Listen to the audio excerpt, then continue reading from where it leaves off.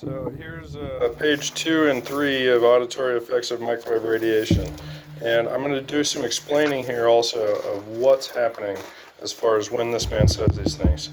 So he's going in depth talking about what is ionizing and non-ionizing about these radiation forms, and at what point in time does your body feel pain from this electromagnetic activity, and what's the difference energy-wise between like a radio transmission, a microwave transmission, and then a gamma ray, something that is ionizing.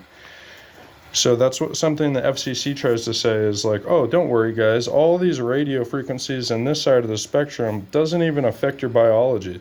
Well, here's a fucking doctor that's done tons and tons of studies and research and worked in laboratories, written books, and he's saying that that is just simply not true at all.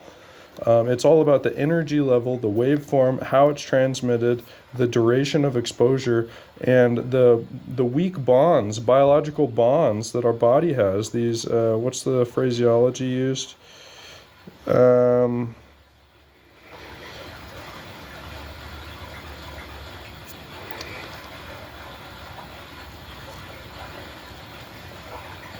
The minimum amount of photon energy is required to produce ionization in water and atomic carbon, hydrogen, nitrogen, and oxygen is between 10 and 25 eV, which is the method of energy calculation he's using, one of them. Inasmuch of these atoms constitute the basic elements of living organisms, 10 eV is considered as the lower limit of ionization in biological systems. Although weak hydrogen bonds in biomolecules may involve energies less than 10 eV, photon energies below this value can generally be considered biologically as non-ionizing. So they're like literally just generalizing what's harmful to the point that it affects our fucking DNA and what doesn't. So even at the value of 10, it's affecting some of our weak bonds of our biological system, our weak hydrogen bonds and our biomolecules. And they're saying that 25 EV is the rate that the FCC and everyone is reporting as what's safe. Now this doctor through his research is saying that there is changes that happen to our body at less than half of that level. So he goes on to make a chart of this activity, this energy, and this is on page 3, table 1.1. It's the approximate wavelength, frequency, and photon energy limits of the various regions of the electromagnetic spectrum. So it's talking about radio frequency at the top here. The wavelength is less than 1 to the power of 10, less than 1 times 10 to the power of negative 1.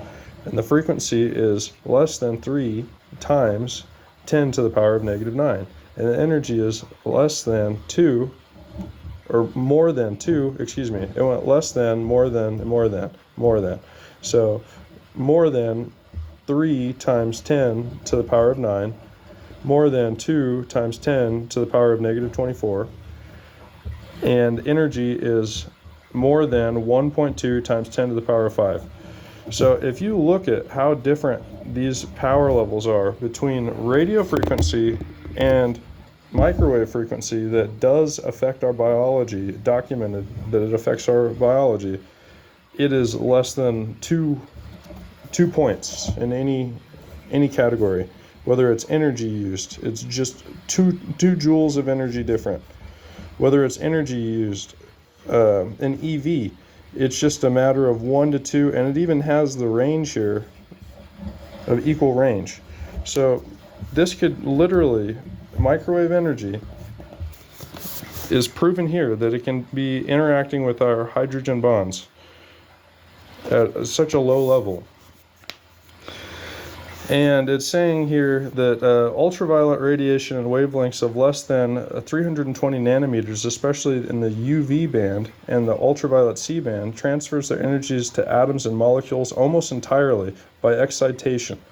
That is, by promotion of orbital electrons or some higher energy levels. So that's like resonating energy levels. So you find the perfect match, and then it transfers that energy perfectly. So that's exactly what's happening with this program. Is they some points of time have to use more energy, and then once they find the perfect frequencies to excite the molecules that they're trying to, they can do that. So it then talks about sunburns, how this is all the same sort of thing that happens with effects of UV ionizing radiation. It affects our DNA. It can burn our skin in the form of sunburns. And look at the time on my video now. It's only 500 or 528, not